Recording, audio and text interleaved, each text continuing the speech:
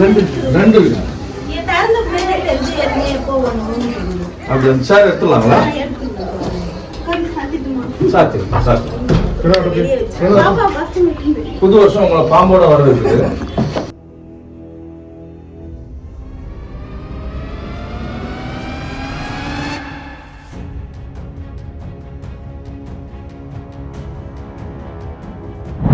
நண்பர்களுக்கு அன்பான வணக்கம்.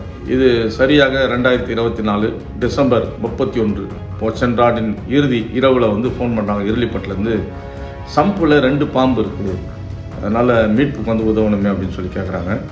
சம்புங்கிறதால நம்ம அவங்கள்ட்ட ஒரு ரெக்வஸ்ட் வைக்கிறோம்.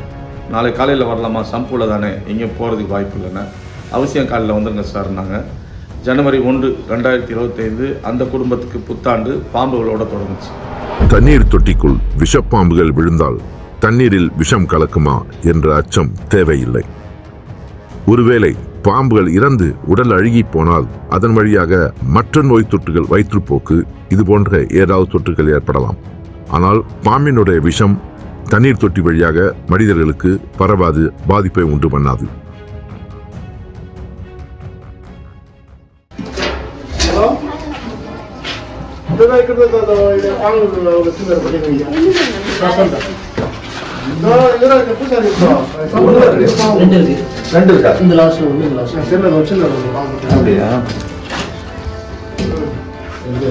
ஒரு பரபரப்போடு இருக்கிறாங்க. இது எல்லா இடத்துலையுமே பாம்பு என்றால் இந்த பரபரப்பு இருக்க தான் செய்யும். அந்த பரபரப்போடவே இருக்கிறாங்க. இப்போ நம்ம மெதுவாக அந்த குழுவோடு போய் அணுகி அந்த சம்பை திறந்து பார்த்தா ஒரு ஆழத்திற்கு, ஒரு ஆள் உயரத்துக்கும் மேலாக அந்த சம்போட ஆழம் இருக்குது. அது ஆள் இறங்குறதுக்கு சைடில் படிலாம் வச்சுருக்காங்க. ஆனால் அதை க்ளீன்லாம் பண்ணணும் இல்லையா, தண்ணி, அதனால் அந்த படிலாம் வச்சுக்கிறாங்க. இப்போ இங்கேருந்து பார்க்குறாங்க நம்ம குழுவில் உள்ள தம்பிகள். பார்த்த உடனே இதை சொல்கிறாங்க, இது தண்ணீர் பாம்பு, விஷமற்ற பாம்பு அப்படிங்கிறத உறுதிப்படுத்துகிறாங்க. எனக்கு கூட கொஞ்சம் டிஃபெக்ட் மேலேருந்து பார்க்கும்போது தம்பிங்க உறுதியாக சொல்கிறாங்க, இது தண்ணீர் பாம்பு, விஷமற்ற பாம்பு, இறங்கிடலாம், வேலையை ஆரம்பிச்சிருவோம் அப்படின்றாங்க.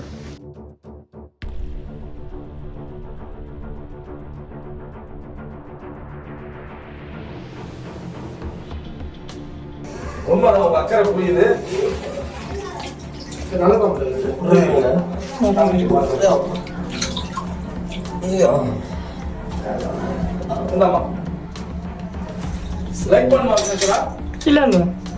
இப்போ குழுவில் உள்ள தம்பிகள் உள்ளே இறங்குறாங்க. எப்போவும் இந்த மாதிரியான கொஞ்சம் இக்கட்டான இடங்களில் உள்ளே இறங்கணும், மேலே ஏறணும்னா தம்பிகள் என்னை பெரிதாக அனுமதிக்க மாட்டாங்க. நாங்கள் பார்த்துக்குறோன்னுவாங்க. உள்ளே இறங்குறாங்க. தம்பி விக்னேஸ்வரனாக இருக்கிறாரு, தம்பி ரமேஷ் இருக்கிறாரு. இருந்தபோதும் நான் அவங்களுக்கு ஒரு எச்சரிக்கையை சொல்கிறேன், ரொம்ப கவனமாக பாருங்கள், விஷப்பாம்பாக இருந்துருப்போது. ஏன்னா உள்ளே இறங்கி ஒரு சின்ன சர்ஃபேஸ் தான், ஒரு சின்ன இடம், அதுக்குள்ளே 2 பேர் நிற்க போகிறாங்க. அங்கேருந்து பாம்பை மீட்கணும். உள்ளே 2 பேர் இறங்கிட்டாங்க. மீண்டும் உறுதிப்படுத்துகிறாங்க, இது தண்ணீர் பாம்பு தான், பயம் இல்லை அப்படிங்கிறாங்க.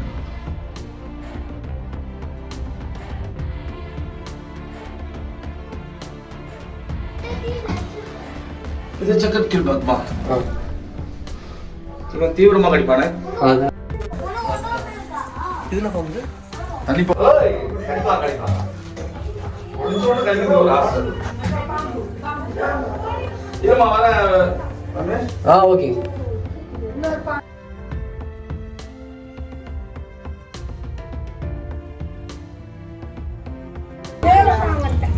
இன்னொரு பாம்பு என்னன்னு தெரியல, பார்க்கலாம்.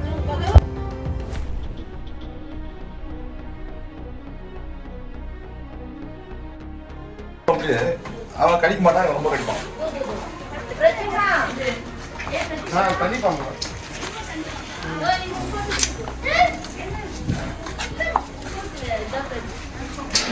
பிள்ளைங்க அதை பார்த்துட்டு பாம்பை தொடர்ந்து ஈஸி போல நினைச்சுப்பாங்க. எது வருஷ பாம்பு, இது வருஷம் பாம்பு தெரியாது.